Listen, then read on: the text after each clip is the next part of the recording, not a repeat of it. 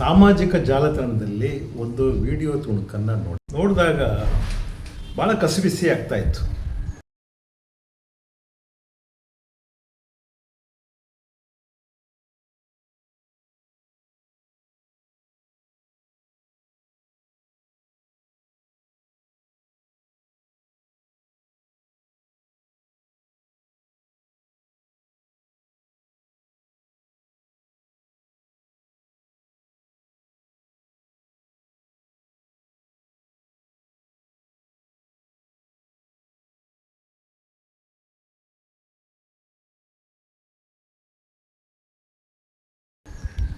ಒಂದು ಚಿಕ್ಕ ಹೆಣ್ಣು ಮಗುವನ್ನು ಒಬ್ಬ 25-26 ವರ್ಷ ಪ್ರಾಯದ ಒಬ್ಬ ಗಟ್ಟಿಮುಟ್ಟಾದ ಒಬ್ಬ ಆಳು ಆ ಮಗುವನ್ನು ತುಂಬ ಅಸಮಂಜಸವಾಗಿ ಇನ್ಅಪ್ರಾಪ್ರಿಯೇಟ್ ಅಂತ ಅಂತೀವಲ್ವ, ಆ ಥರ ಅದನ್ನು ಎತ್ತಿ ಕುಕ್ಕಿ ತಬ್ಬಿ ಮೂಗು ಚೂಟಿ ಜಡೆ ಹೇಳೋದು, ಭಾಳ ಹಿಂಸೆ ಕೊಟ್ಟು ಏನೋ ಆಟ ಆಡ್ತಿದ್ದ, ಡ್ಯಾನ್ಸ್ ಮಾಡ್ತಾನೆ ಆ ಮಗು ಜೊತೆಯಲ್ಲಿ.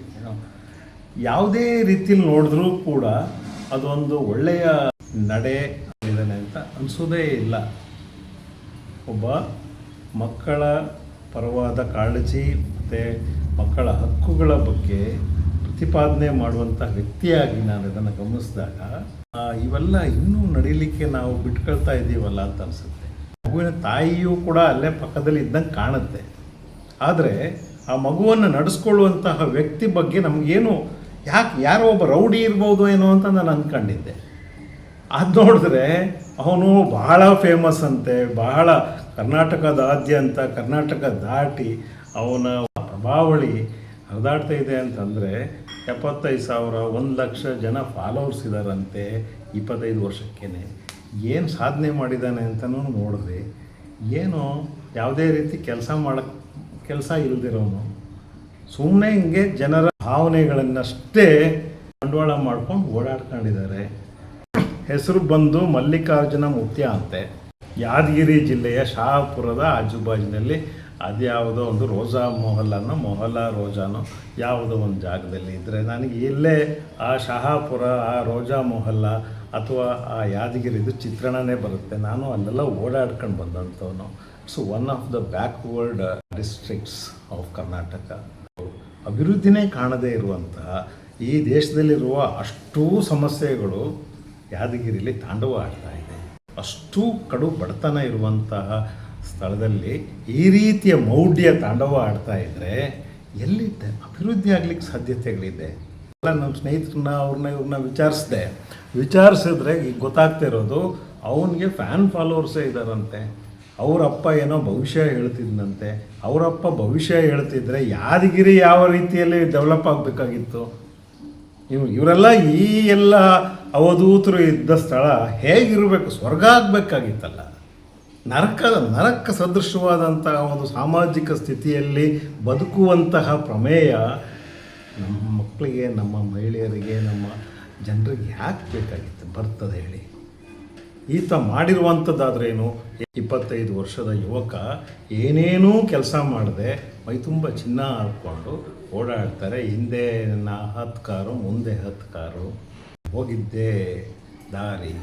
ನಾನು ವಿಚಾರ ಏನು ಹೇಳ್ತಾ ಇದ್ದೀನಿ ಅಂತಂದರೆ, ನಮ್ಮ ಕರ್ನಾಟಕದ ಮಕ್ಕಳ ಹಕ್ಕುಗಳ ಆಯೋಗ ಏನು ಮಾಡ್ತಾ ಇದ್ದೀರಾ? ನಿಮಗೆ ಇದೊಂದು ಇಶ್ಯೂ ಅಂತಲೇ ಅನಿಸಲ್ವಾ? ಕೇಳಿದ್ರೆ ಮಕ್ಕಳ ಹಕ್ಕುಗಳ ಬಗ್ಗೆ ಸರಿಯಾದ ಒಂದು ಜ್ಞಾನ ಇಲ್ಲದಿರುವಂಥ ವ್ಯಕ್ತಿಗಳು ಏನು ಹೇಳ್ತಾರೆ ಅಂತಂದರೆ, ನಾವೇನು ಮಾಡೋಕ್ಕಾಗತ್ತೆ, ಅವರ ಅಪ್ಪ ಅಮ್ಮನೇ ಇದ್ದರು, ಅವರೇ ಕರ್ಕೊಂಬಂದು ಬಿಟ್ಟಿದ್ದಾರೆ, ಅವರೇ ಆಶೀರ್ವಾದ ಅಂತ ತಗೋತಾರೆ. ನೋ, ಯಾವುದೇ ರೀತಿಯಾಗಿ ಯಾರ ಆಟದ ವಸ್ತುವಲ್ಲ, ಆಟ ಆಡುವ ಬೊಂಬೆ ಅಲ್ಲ. ಆ ಮಗುವನ್ನು ಒಂದು ವಿಡಿಯೋದಲ್ಲಿ ಅವನು ಎಳೆದಾಡ್ತಿದ್ದಾನೆ, ಎತ್ತಿ ಕುಗ್ತಾ ಇದ್ದಾನೆ, ಜಡ ಹಿಡಿದು ಭಾಳ ಬಲಿಷ್ಠವಾಗಿ ಎಳಿತಾ ಇದ್ದಾನೆ ಆಚೆ ಈಚೆ ಅಂತಂದರೆ ಕ್ರೂರತ್ವ ಅಂತಲೇ ನಾವು ಕನ್ಸಿಡರ್ ಮಾಡಬೇಕು. ಅದನ್ನ ಆಶೀರ್ವಾದ ಅಂತಲ್ಲ. ಅವ್ನು ಏನೇನೋ ಮಾಡಿಬಿಟ್ರೆ ಅದನ್ನೆಲ್ಲ ಆಶೀರ್ವಾದ ಅಂತ ತಗೊಳಕ್ಕಾಗುತ್ತಾ? ಅದನ್ನು ಅವ್ರ ಅಪ್ಪ ಅಮ್ಮ ಒಪ್ಕೊಂಡ್ರೂ ಕೂಡ you have to take suo motu of this case. ಅವ್ರ ತಂದೆ ತಾಯಿಗಳ ಮೇಲೂ ಕಂಪ್ಲೇಂಟನ್ನು ತಗೊಳ್ಬೇಕಾಗತ್ತೆ. ಹಂಗೆಲ್ಲ ಮಾಡೋಂಗಿಲ್ಲ. ಯಾರೋ ನಾವು ಹುಟ್ಟಿಸ್ಬಿಟ್ಟಿದ್ದೀವಿ ಅಂತೇಳಿ ಆ ಮಗುವನ್ನು ಬಲಿ ಕೊಡೋಕ್ಕಾಗತ್ತೇನ್ರಿ? ಅಥವಾ ಆ ಮಗುನ ತಗೊಂಡೋಗಿ ಆಳು ಬಾವಿಗೆ ದೂಟ್ಲಿಗಾಗತ್ತಾ? ಏನು ನಡೀತಾ ಇದೆ ಅಂತ ನಾವು ಕಣ್ಬಿಟ್ಟು ನೋಡಬೇಕಲ್ಲ. ಆಯೋಗ ಏನು ಮಾಡ್ತಾ ಇದೆ ಹೇಳಿ? ಯಾಕೆ ನೀವು ಕೂತ್ಕೋಬೇಕು? ಅದೇನು ಅಲಂಕಾರಿಕವಾದಂಥ ಸ್ಥಳವೇ ಮಕ್ಕಳ ಹಕ್ಕುಗಳ ಆಯೋಗ ಅನ್ನುವಂಥದ್ದು? ಅಥವಾ ನಿಮ್ಮ ಅಧಿಕಾರದ ದರ್ಪವನ್ನು ತೋರಿಸ್ಲಿಕ್ಕಿರುವಂಥ ಸ್ಥಳಗಳೇ ಅವು? ಇವು ಓಡಾಡ್ತಾ ಇದೆ ಈ ಸಾಮಾಜಿಕ ಜಾಲತಾಣದಲ್ಲಿ. ವಿಡಿಯೋ ತುಣುಕು ಓಡಾಡ್ತಾ ಇದೆ. What action you have taken against this?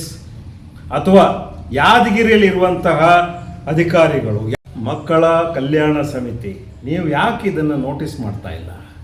ಎಷ್ಟು ಮಕ್ಕಳು ಇಲ್ಲಿ ನಲುಗ್ತಾ ಇದ್ದಾರೆ, ಯಾವ ಯಾವ ರೀತಿಯಾದಂತಹ ಒಂದು ಆಶೀರ್ವಾದಗಳು ಈ ಮಕ್ಕಳಿಗೆ ಸಿಗ್ತಾ ಇದ್ದಾವೆ ಇಂಥವರಿಂದ. ನಾನು ಇವರ ಪ್ರಭಾವದ ಬಗ್ಗೆ ಆಗಲಿ, ಪ್ರಭಾವಳಿಯ ಬಗ್ಗೆ ಆಗಲಿ, ಅಥವಾ ಜನರ ಒಂದು ನಂಬಿಕೆಗಳ ಬಗ್ಗೆ ಮಾತಾಡ್ತಾ ಇಲ್ಲ. ಅದು ಅವ್ರವ್ರಿಗೆ ಬಿಟ್ಟಿದ್ದು, ಏನಾದರೂ ಮಾಡ್ಕೊಂಡು ಹೋಗಲಿ. ಆದರೆ ಮಕ್ಕಳನ್ನು ಇಂತಹ ವ್ಯಕ್ತಿಗಳು ನಡೆಸ್ಕೊಳ್ತಿರುವಂಥ ರೀತಿ ಸರಿ ಇಲ್ಲ ಅಂತ ಅನಿಸಿದಾಗ ಅಲ್ಲಿ ಕಾನೂನಿನ ಒಂದು ಮಧ್ಯಸ್ಥಿಕೆ ಆಗಲೇಬೇಕು. ಅವನು ಯಾವನೇ ಆಗಿರಲಿ, ರಾಜಕಾರಣಿಗಳಾಗಿರಲಿ, ಧರ್ಮಗುರುಗಳಾಗಿರಲಿ, ಅವಧೂತರೇ ಆಗಿರಲಿ, ನಡೆದಾಡುವ ದೇವರುಗಳಾಗಿರಲಿ, ಇವ್ರನ್ನೆಲ್ಲ ನೀವು ಕಾನೂನಿಂದ ಹೊರಗಿಟ್ಟು ನೋಡ್ತೀರಾ? ಇವ್ರು ಕಾನೂನಿಗಿಂತ ಮೇಲೆ ಇದ್ದಾರೆ ಹೇಳಿ. ಈ ರೀತಿಯಾದಂತಹ ಒಂದು ವಿಡಿಯೋ ಸಾಮಾಜಿಕ ಜಾಲತಾಣದಲ್ಲಿ ಓಡಾಡ್ತಾ ಇದೆ ಅಂತಂದರೆ that shows the weakness of this system. ಹೆಣ್ಮಕ್ಳು ಎಷ್ಟು ಬಟ್ಟೆ ಹಾಕೊಂಡು ಓಡಾಡ್ತಿದ್ದಾರೆ, ಮೈ ತುಂಬ ಬಟ್ಟೆ ಸುತ್ಕೊಂಡು ಓಡಾಡ್ತಿದ್ದಾರೋ, ಬುರ್ಕ ಹಾಕ್ತಾರೋ ಇಲ್ವೋ, ಅದಲ್ಲ. ಈ ರೀತಿಯಾದಂತಹ ಅಸಹಜವಾದಂತಹ ಅಸಮಂಜಸವಾದಂತಹ ನಡೆಗಳು ದೇವರ ಹೆಸರಿನಲ್ಲಿ, ನಂಬಿಕೆಯ ಹೆಸರುಗಳಲ್ಲಿ ಈ ಗಂಡಸರು ಹೆಂಗಸರು ಎಲ್ಲ ಕೆಲವರು ಮಾಡ್ತಾನೆ ಇರ್ತಾರೆ. ಅದು ನೋಡಿಯೂ ನೋಡದ ಹಾಗೆ ಕಾನೂನು ಕೈ ಕಟ್ಕೊಂಡು ಎಲ್ಲೋ ಮೂಲೆಯಲ್ಲಿ ಕುಕ್ಕರಿಸ್ತದೆ ಅಂತಂದರೆ ಅಲ್ಲಿ ಸರಿಯಾದ ರಾಜ್ಯಭಾರ ಇಲ್ಲ ಅಂತಲೇ ಅರ್ಥ. ಯಾಕೆ ಇವ್ರ ಮೇಲೆ ಆ್ಯಕ್ಷನ್ಸ್ನ ತಗೊಳ್ಬಾರ್ದು ಹೇಳಿ? ಉತ್ತರ ಪ್ರದೇಶದಲ್ಲಿ ಶಂಕರಾಚಾರ್ಯ ಅಂತ ಹೇಳೋ ಸ್ವಾಮೀಜಿಯವರು ಯಾವುದೋ ಕಾರಣಕ್ಕೆ, ಅದರ ಎಷ್ಟು ನಾನು ಅದ್ರ ಬಗ್ಗೆ ಪೊಲಿಟಿಸೈಸ್ ಮಾಡ್ತಾ ಇಲ್ಲ, ಅಥವಾ ಪೊಲಿಟಿಕಲ್ ಆಗಿ ಈಗಾಗಲೇ ನಡೆದೋಗಿದೆ.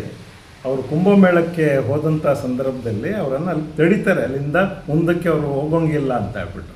ಸ್ವಾಮೀಜಿ ಕಡೆಯವರೆಗೂ ಕೂಡ ಸರ್ಕಾರದವರೆಗೂ ಘರ್ಷಣೆ ಆಗುತ್ತೆ. ನಂತರದಲ್ಲಿ ಅವರನ್ನು ಫಿಕ್ಸ್ ಮಾಡಲಿಕ್ಕಿರುವ ಎಲ್ಲ ವ್ಯವಸ್ಥೆಗಳು ಕೂಡ ಆಗೋಯ್ತು. ಯಾವುದೋ ಪೋಕ್ಸೋ ಕೇಸ್ ಕೂಡ ಇವಾಗ ಆಗ್ತಾ ಇದೆ ಅಂತ ಹೇಳುವಂತಹ ವಿಚಾರಗಳು ಬರ್ತಾ ಇದ್ದಾವೆ. ಆ ರೀತಿಯ ಡೆವಲಪ್ಮೆಂಟ್ಗಳು ಸರ್ಕಾರಗಳು ಮಾಡುವಾಗ ಇಂಥ ಅವಿವೇಕಿಗಳು ನಿಜಾರ್ಥದಲ್ಲಿ ಹೆಣ್ಣು ಮಕ್ಕಳನ್ನು ಶೋಷಣೆ ಮಾಡ್ತಿರುವಂತಹ ಈ ಅವಧೂತ ನಡೆದಾಡುವ ದೇವರು ಅಂತ ಹೇಳ್ಕೊಂಡು ಕಣ್ಣು ಮುಂದೆ ಮಾಡ್ತಾ ಇಲ್ಲರಲ್ರಿ, ಕಣ್ಣು ಮುಂದೆನೇ ಮಾಡಿದಾರಲ್ಲ. ಆ ವಿಡಿಯೋಗಳು ಓಡಾಡ್ತದೆ, ಸ್ವಲ್ಪ ಕಣ್ಣು ಬಿಟ್ಟು ನೋಡ್ಬೇಕು ಅದನ್ನು. ಯಾವ ರೀತಿಯ ವಿಡಿಯೋ, ಎಲ್ಲಿ ಮಗುವಿನ ಹಕ್ಕುಗಳು ಉಲ್ಲಂಘನೆ ಆಗ್ತಾ ಇದೆ, ಆ ಮಗುವನ್ನು ಅವನು ಯಾವ ರೀತಿಯಾಗಿ ಬಳಸ್ತಾ ಇದ್ದಾನೆ, ಯಾವ ರೀತಿ ಅಪ್ಪಿ ಮುದ್ದಾಡ್ತಾ ಇದ್ದಾನೆ, ಯಾವ ರೀತಿ ಹಿಂಸಿಸ್ತಾ ಇದ್ದಾನೆ, ಅವನು ಯಾರಾದರೂ ಆಗಿರಲಿ, ಉದ್ದೇಶ ಏನಾದರೂ ಆಗಿರಲಿ, ಅದರಿಂದ ಮಗುಗೆ ಒಳ್ಳೇದಾಗತ್ತಾ? ಮಗುಗೆ ಒಳ್ಳೇದಾಗುತ್ತೆ.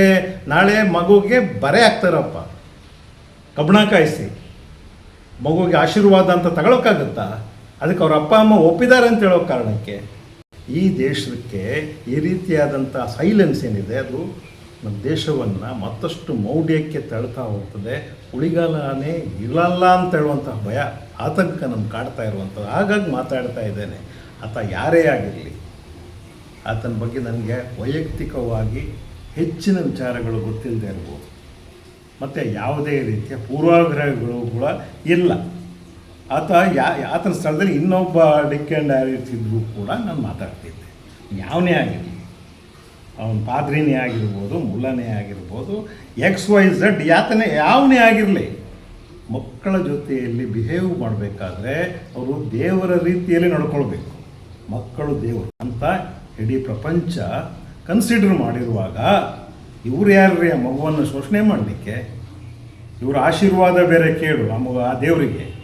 ಮಗುವೇ ದೇವರಾಗಿರುವಾಗ ಅದು ಒಂದು ಕಡೆ ಏನು ಮಾಡಬೇಕು ಅಂತ ತೋಚದೆ ಕಕ್ಕಾಬಿಕ್ಕಿಯಾಗಿ ನಗುತ್ತೋ ಅಳುತ್ತೋ ಅದೇನೋ ಗೊತ್ತಾಗ್ತಾ ಇಲ್ಲ.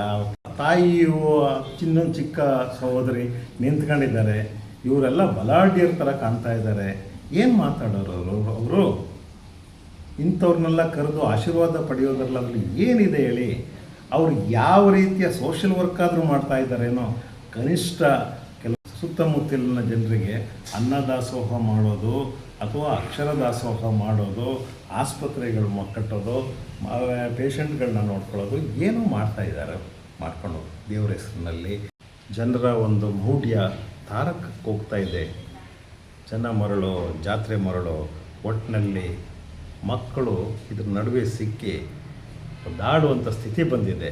ನಾನು ನೇರವಾಗಿ ಕರ್ನಾಟಕ ಸರ್ಕಾರದ ಮಹಿಳಾ ಮತ್ತು ಮಕ್ಕಳ ಅಭಿವೃದ್ಧಿ ಇಲಾಖೆಯವರಿಗೆ ಮತ್ತು ಮಕ್ಕಳ ಹಕ್ಕುಗಳ ರಕ್ಷಣಾ ಆಯೋಗದವರಿಗೆ ಈ ಸಮಸ್ಯೆಯನ್ನು ಕಣ್ಬಿಟ್ಟು ನೋಡಿ ಅಂತ ಹೇಳ್ತಾ ಇದ್ದೀನಿ. ಸಾಧ್ಯವಾದರೆ ಈ ವಿಡಿಯೋವನ್ನು ನೀವು ವಿಶ್ಲೇಷಣೆ ಮಾಡಿ, ಸರಿಯಾಗಿ ನೋಡ್ತಾ ಇಲ್ಲ ಅಂದರೆ ನಮಗೆ ಹೇಳಿ. ಅಥವಾ ಇದೇ ರೀತಿ ಎಲ್ಲ ಮಕ್ಕಳನ್ನು ನಡೆಸ್ಕೊಳ್ಬೋದೇ, ಇದನ್ನು ಒಂದು ಮಾನದಂಡವಾಗಿ ತಗೊಳ್ಬೋದಾ? ಈ ರೀತಿಯಾಗಿ ಶಾಲೆಯಲ್ಲಿ ಒಬ್ಬ ಮೇಷ್ಟ್ರು, ಅಕ್ಷರ ಕಲಿಸೋ ಮೇಷ್ಟ್ರು ಈ ರೀತಿ ಮಾಡಿದ್ರೆ ನೀವು ಒಪ್ಕೊಳ್ತೀರಾ? ಅಥವಾ ಮನೆಗಳಲ್ಲಿರುವಂತಹ ಸಂಬಂಧಿಕರು ಯಾರಾದರೂ ಈ ರೀತಿ ಮಾಡಿದ್ರೆ ನೀವು ಒಪ್ಕೋತೀರಾ? ಹಾಗಾದರೆ ಇವ್ರಿಗೆ ಯಾಕೆ ಕನ್ಸೆಷನ್ ತೋರಿಸ್ತೀರಾ? ಕಾನೂನು ಇಲ್ಲಿ ಬಳಕೆ ಆಗಲ್ಲ. ನಿಷ್ಪಾಪಿಗಳು, ಅಮಾಯಕರು ಎಲ್ಲಾದ್ರೂ ಮಾಡಬಾರ್ದನ್ನ ಮಾಡಿಬಿಟ್ರೆ ಆವಾಗ ಅಲ್ಲಿಗೊಂದು ಆಯೋಗವೇ ಓಡ್ಬಿಡುತ್ತೆ.